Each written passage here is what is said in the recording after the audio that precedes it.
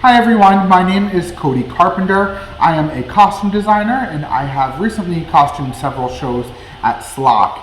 Today we are going to be looking at the basic functions of a sewing machine and equip you with all the information you need to know to begin your first sewing project. So the first thing we're going to do today is talk about our machine and some of the tools that it takes that you should have handy to begin your project.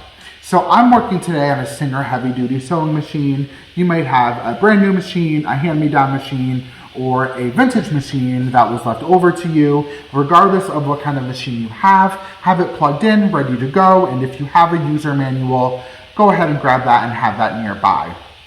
Now, I also have several tools that I keep handy near my machine while I'm working. So the first thing that I use is snips. Now, these are basically just tiny little scissors, okay? These are used for cutting your thread and only for cutting your thread.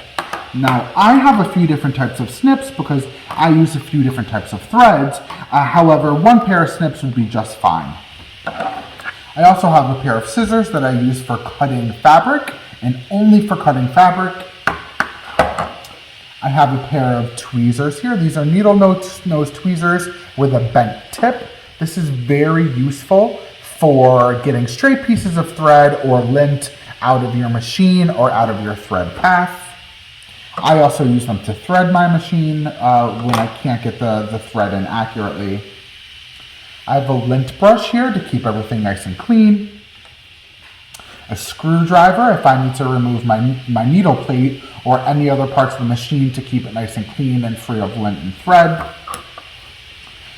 I have some spare needles based on what I'm working on.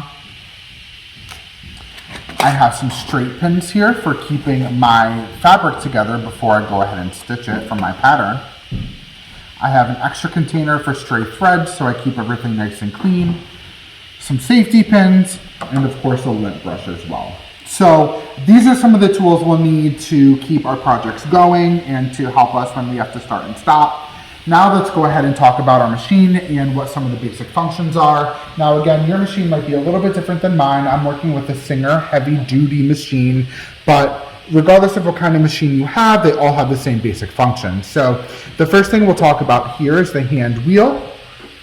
The important thing to know about the hand wheel is that you should only really be moving it toward you. Now, as I move this hand wheel toward me, you can see I'm creating a manual stitch here with my needle, okay? So that's something that's really important to know as you start your project. I have my upper thread here, so this is for the finished side of the garment. Then I also have between these two parts of my machine is my bobbin threading, and we'll talk about that in just a second. Down here I have a stitch selector. The stitch selector does just what it says. It selects the type of stitch I'm using. Now today we're using a straight loop stitch, which is a basic stitch as a beginner you should be starting with. If I wanted to move to a zigzag stitch or any other type of pattern, I'm able to do that as well. But today we'll keep it with our nice straight stitch. Up here selects my stitch length, so that's the length of the thread between when the needle enters the fabric to when it enters the fabric again. So this we keep at about 2.5. You can go all the way down to 0 if you're doing something like a buttonhole that'll stitch right on top of itself without moving. And then 4 if you want to create more of a temporary stitch like a basting stitch or something that you know you want to take away and you don't want to really commit to yet. So today we'll keep it at 2.5. Up here we have our stitch length, our stitch width. Now again, today we're working with a straight stitch, so the width of our stitch will just be the width of our thread. But if we're working with a zigzag stitch or another pattern, this would indicate the width of your stitch. Here we have our needle position. Now I can change my needle position here, but as a beginner, I would just keep it right in the middle. And then this is our tension knob here. Now I keep my tension right at 4. That's where you should keep yours as well. If you're not an experienced at the sewing machine, I would recommend you just keeping it at 4 and not touching that. Your machine should be calibrated to allow you to have a nice finish with just 4 as your tension. We have our reverse function here. Okay, so this is our reverse, or for our back stitch. So that's how we seal the beginning and the end of our seam. Down here, we have our needle.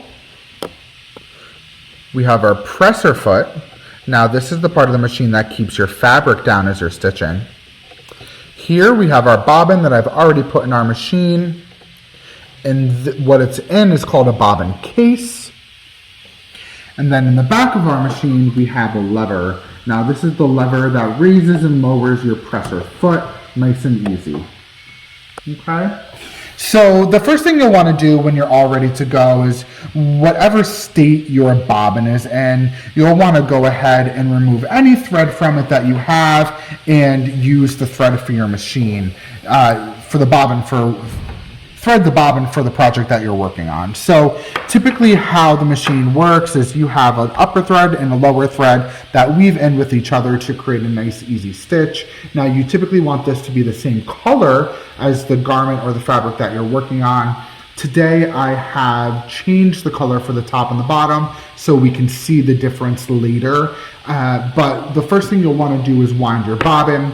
Now I already have wound my bobbin and I put it in here. You should be looking at whatever your you should be looking at whatever your machine does and however your machine winds your bobbin before you go ahead and try that. Again, I've already wound my bobbin, so it's in there and ready to go. And so the next thing that I'll do is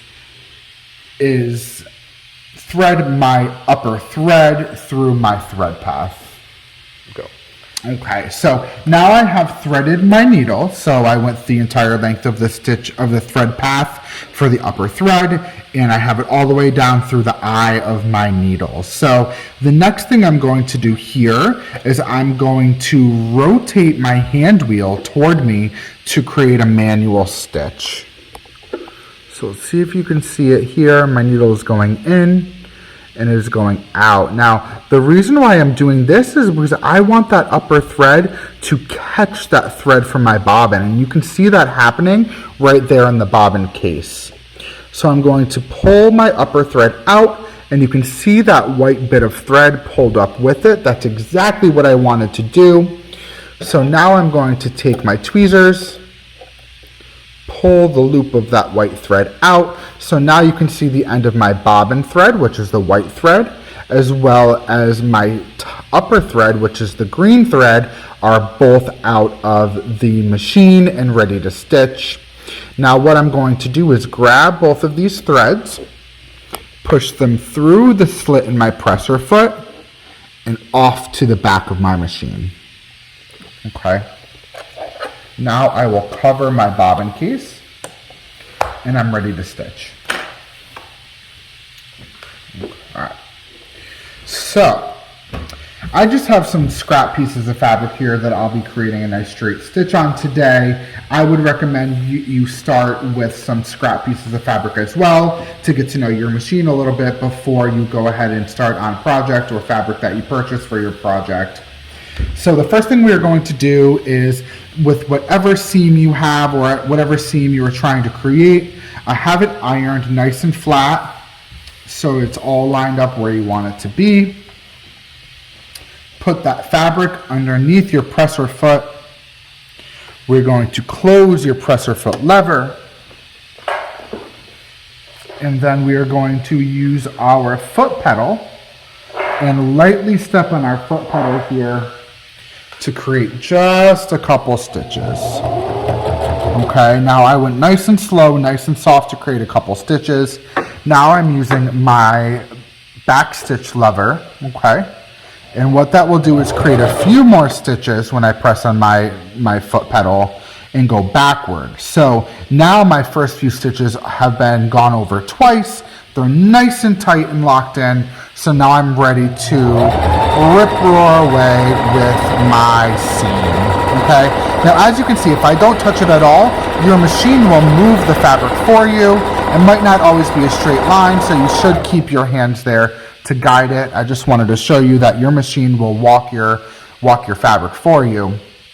Now, I'm at the end of my stitch here, so I'm going to do the same thing I did right at the beginning and hold down my reverse and press lightly on my foot pedal and go backwards with my stitch, and then I've locked in the ends of both stitches. Now, I'm at the end of my run here with my seam, but I noticed that my needle is still in the machine. So what I want to do is rotate my hand wheel towards me until that needle is all the way up, and my lever is all the way up at the top, because that means my stitch is complete.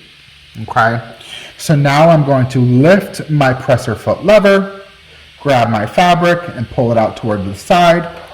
As you can see, we have our upper thread and our bottom thread. We'll just snip that and move it to the back of the machine for our next run. All right, so as you can see here, we created a nice straight stitch, and this is a nice straight loop stitch. As you can see at the ends, we have gone over it a couple times, which makes your stitch nice and permanent. Now you'll notice all you see on the top is green, and then on the back here what you see is the white. Now this is exactly what you want to see. This is your bobbin thread at the bottom and your upper thread on the top. Now if you were seeing white thread on the top and green thread at the bottom, that means we have some tension issues to work with. If you're seeing the white thread at the top, chances are your bobbin tension is too tight. If you're seeing the green thread on the bottom, that means your upper thread is probably too loose. Again, it's always important to refer to your manual if you're seeing any issues like that. But you should now be fully equipped to start your first few stitches. That is the basics of a sewing machine. And once you have those skills intact, you should be able to start any project that you want and be able to grow your skills from there.